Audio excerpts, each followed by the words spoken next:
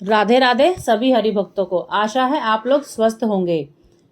कार्तिक महत्व 17वां अध्याय। शिव द्वारा जलंधर वध, देवों का वृंदा की रज में बीज बोना।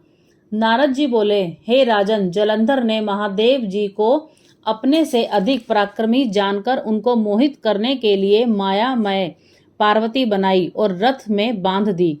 शिवजी ने पार्वती को रथ के ऊपर बंधी हुई एक निशुंभ दातिक दैत्यों द्वारा उन्हें मारते से रोती हुई देखा।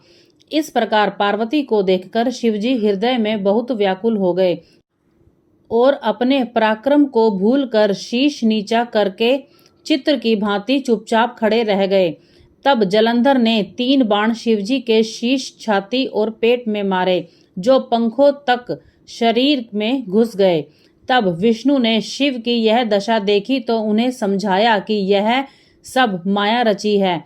तब तो शिवजी ने ज्वालामय होकर बड़ा भयंकर रूप धारण किया। महादेव जी का अति भयंकर रूप देखकर कोई दैत्य उसके सामने ना ठहर सका तथा 10 दिशाओं में भाग गए।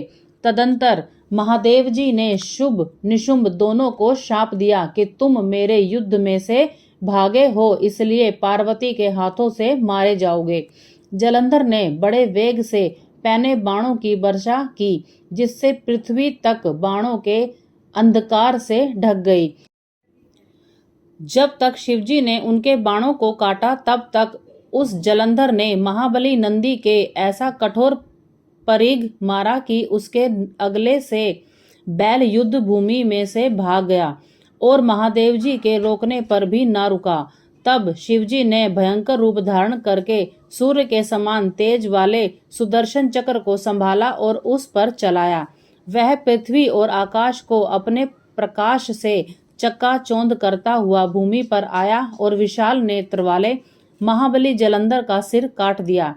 जलंधर का सिर पृथ्वी को घोर शब्दामय करता हुआ गिरा और उसका तेज शिवजी में लय हो गया तथा वृंदा के शरीर का तेज गौरी में लीन हो गया।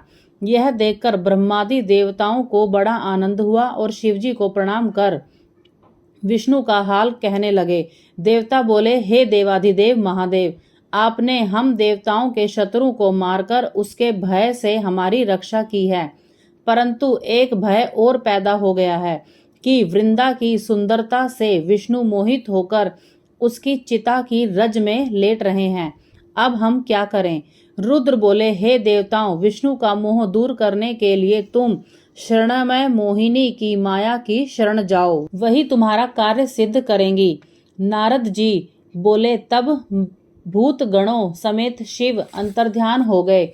पश्चात सब देवता भक्तों की रक्षा करने वाले मूल प्रकृति योग्य माया की स्तुति करने लगे। देवता बोले, जिससे सत, रज, तम ये तीनों गुण उत्पन्न हुए हैं और जिसकी इच्छा से संसार की उत्पत्ति और नाश होता है, उस मूल प्रकृति को हमारा नमस्कार है।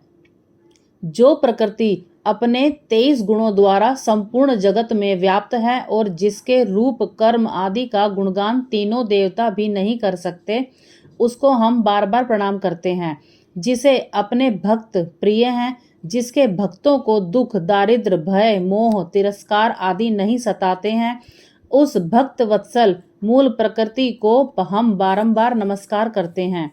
नारद जी बोले, जो इस स्रोत का एकाग्र मन से त्रिकाल पाठ करता है, उसको दुख, दारिद्र और मोह ये कभी स्पर्श नहीं करते।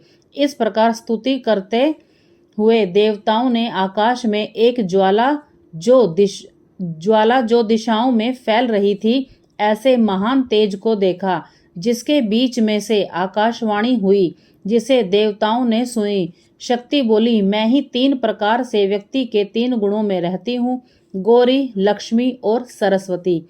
यह तीनों मेरे ही स्वरूप हैं। इनमें रज, तम, सत्व ये तीनों मेरे ही गुण हैं। अतः हे देवताओं, तुम उसके पास जाओ और वह तुम्हारा कार्य पूरा करेगी। नारद जी बोले, हे राजन, विस्मय युक्त देवताओं के यह वाणी सुनने पर उनके देखते देखते वह तेज अंतर्ध्यान हो गया।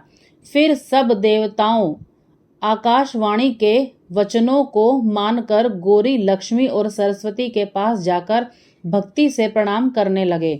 तदंतर भक्त वत्सल देवी ने देवताओं को शरण में आए हुए देखकर उनको कुछ बीज देकर बोली कि इन बीजों को विष्णु के पास जाकर बो दो, फिर तुम्हारा कार्य सिद्ध होवेगा। नारद बोले। पश्चात देवता और सिद्धों के समूह ने उन बीजों को लेकर वहां पर बोए जहां वृंदा की चिता भूमि में विष्णु भगवान दुखी होकर विराज रहे थे। यह सत्य वचन का महात्म्य हमने कहा है। इसको एकाग्र मन करके पढ़ने व सुनने वालों को कभी विघ्न नहीं होगा और उसे स्वर्ग लोक मिलेगा तथा पुत्रहीन स्त्री पुरुष को पुत्र की प्राप्ति होगी। राधे राधे। अगर आपको कथा पसंद आई हो तो कृपया चैनल को लाइक करें, शेयर करें, सब्सक्राइब करें। राधे राधे।